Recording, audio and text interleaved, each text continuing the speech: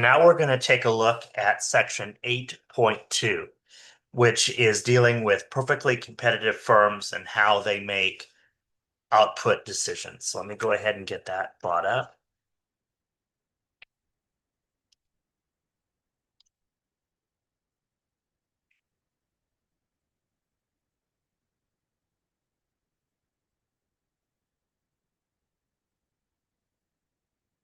All right. So a perfectly competitive firm has only one major decision to make, namely, what quantity of product are they going to produce? And in order to understand this, we want to consider the different ways of writing out the basic definition for profit, which remember is profit is the total revenue minus the total cost.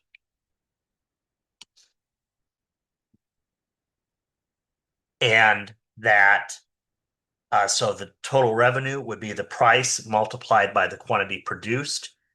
And then the total cost would be the average cost multiplied by the quantity produced. So we see that.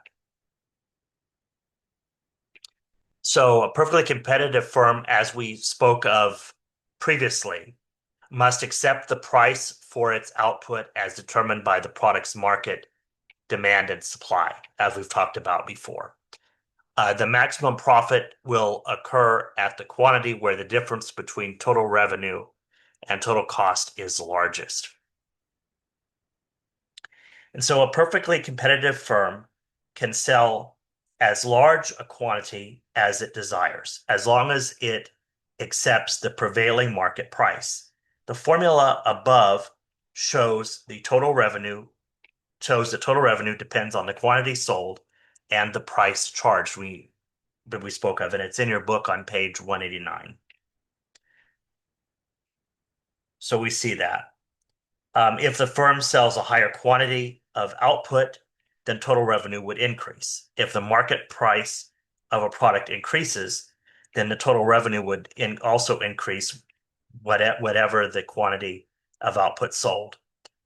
As an example of how a perfectly competitive firm decides what quantity to produce, consider the case of a small farmer who produces raspberries and sells them frozen at $4 a pack. Sales of one pack of strawberries will bring in $4, two packs 8, three packs 12, and so on.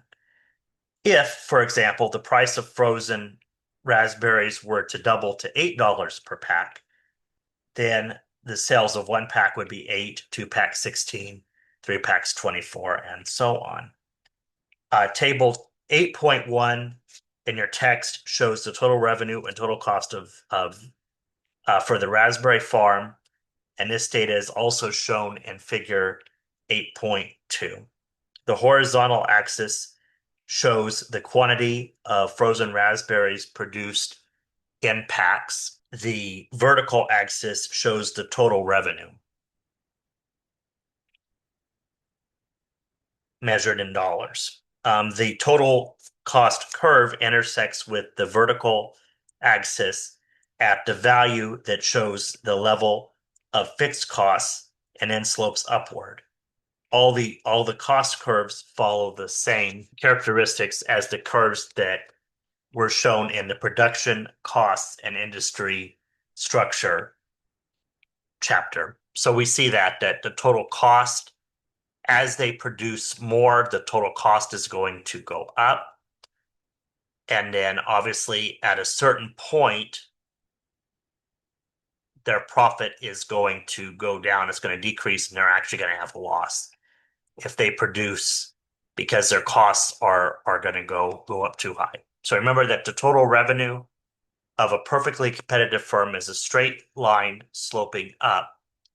The slope is equal to the price of the good. So total revenue, we see that. The total cost also slopes up, but with some curvature. At higher levels of output, total cost begins to slope upward more steeply because of diminishing marginal returns. The maximum profit will occur at a quantity where the difference between total revenue and total cost are the largest.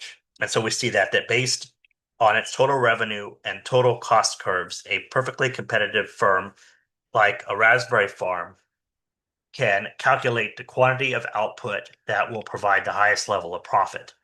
At any given quantity, total revenue minus total cost will equal profit.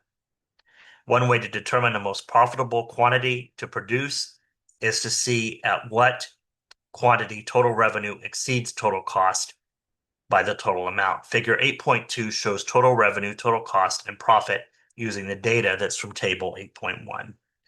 The vertical gap between total revenue and total cost is profit, and we see that. The difference is 75, which is the height of the profit curve at that output level. The firm doesn't make a profit at every level of output. In this example, total cost will exceed total revenues at output levels from 0 to approximately 30. So over that range of output, the firm will be making losses. At the output level of from 40 to 100, total revenue exceeds total cost, so the firm would be earning profits. However, if the output was greater than 100, total costs again exceed total revenues, and the firm is making increasing losses. Total profits appear in the final column of table 8.1. Maximum profit occurs at an output between 70 and 80, which is where the profit equals 90. And again, a higher price would mean that total revenue would be higher at each quantity sold. A lower price would mean that the total revenue would be lower for every quantity sold.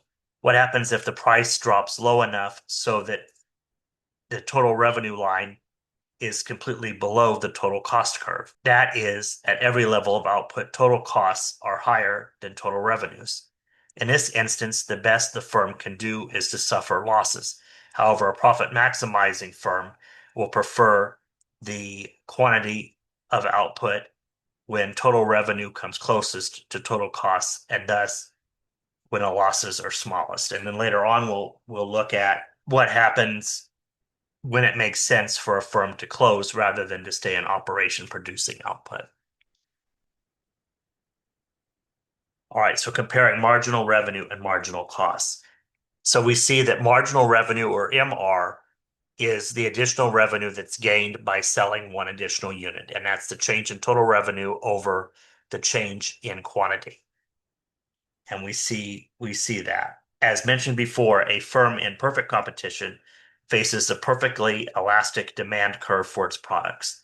That is, the firm's demand curve is a horizontal line drawn at the market price level.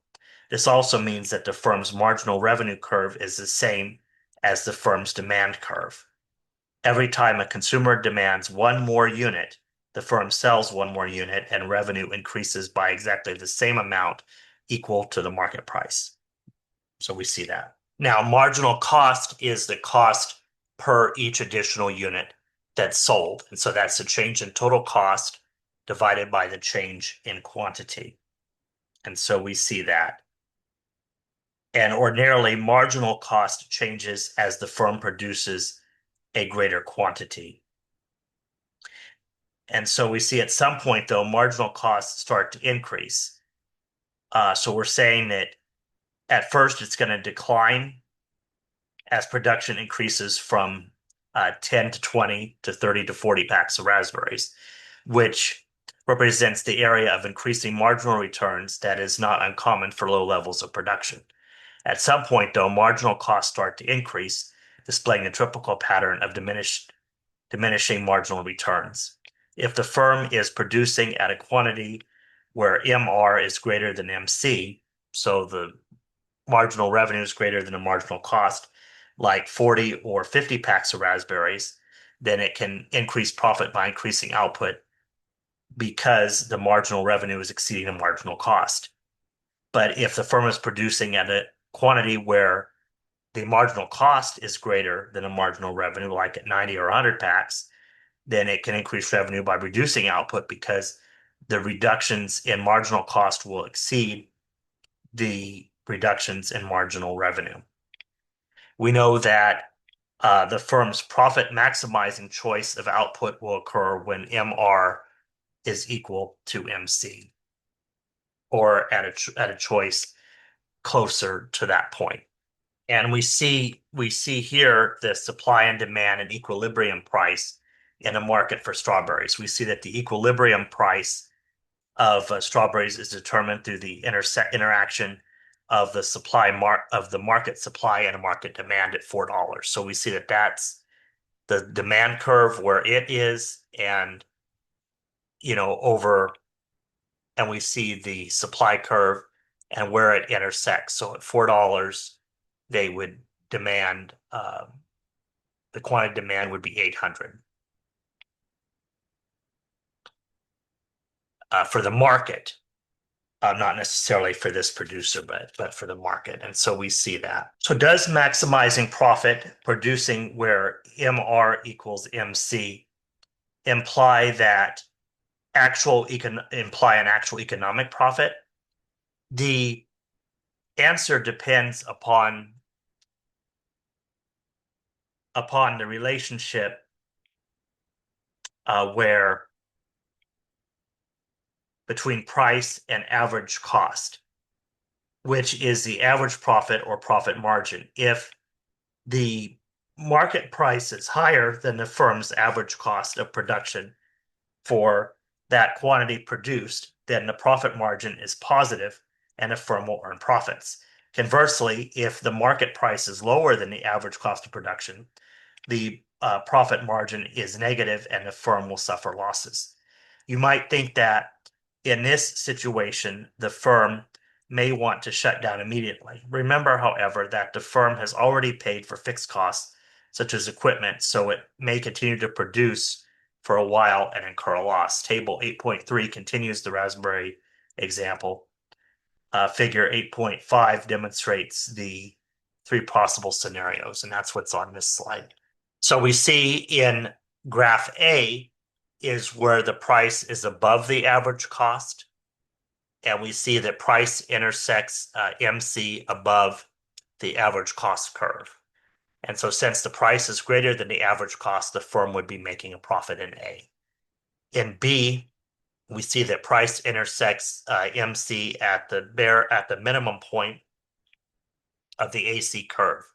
And since the price is equal, then the firm is breaking even. So the marginal revenue line, we see that it's at point E where it's breaking even. And then in C is the price intersects MC below the AC line. And since that's the case, the company is incurring a loss. And they go in here in the book and they break this down a little bit more for us. Okay, so the shutdown point. So why do you think it would be that a firm would not, why can a firm not avoid losses by shutting down or not producing at all? Why do you think that is? Why can a firm not avoid losses by shutting down or not producing at all? Because they're still going to have some costs involved, right? And we'll look at an example here later. But the shutdown point is the intersection of the average variable cost curve and the marginal cost curve. If the price is less than the minimum AVC, then the average variable cost, then it would shut down. And then if the price is greater than a minimum average variable cost, then the company would stay in business. And we see here, for example, if you think about a yoga center that signed a contract to rent space that costs $10,000 a month. If the firm decides to operate, its marginal cost for hiring yoga teachers is $15,000 for the month. If the firm shuts down, it still has to pay rent, but it wouldn't have to, pay for labor because they're going to still have to pay the lease unless they can break the lease. And so that's why a business that cannot avoid losses sometimes by not producing at all because they have other fixed costs that they can't just get out of. But going back to our raspberry example, in chart A, we see that the firm produces at a level of 65. It is making losses, but the price is greater than ABC, so it continues to operate. So it's still covering its average variable costs. So it can continue to operate. Now at B, the firm is producing at a level of 60, where the price is less than the average variable cost for this level of output. And so if the farmer cannot pay workers, which is a variable cost, then it's going to have to shut down. And that happens a lot. You have to think about that. A lot of companies, that's something that a lot of them have to do. They have to figure out, okay, well, at at what point are we going to have to shut down? Okay, so short run outcomes for perfectly competitive firms. Now, what we can do here is we can divide the MC curve into three zones based upon uh, so the marginal cost curve into three zones based upon where it is crossed by the average cost and the average variable cost curves. We call the point where MC crosses AC, or where the marginal cost crosses the average cost curve, as the break-even point. And if a firm is operating where price is less than the break-even point, then price less than the average cost, and then the firm is earning a profit. Excuse me, the price is greater than the break-even point. So if the price is greater than the break-even point and the price is greater than the average cost, then they're earning a profit. If the price is at break-even, then they're not going to be earning a profit. And remember that break-even point is the level of output where the marginal cost intersects the average cost curve at the minimum point of AC. If the price is at this point, then the firm is earning zero economic profit. So break even is just where they're covering their fixed and their variable expenses. They're just covering that. There's nothing left over for profit. Now, if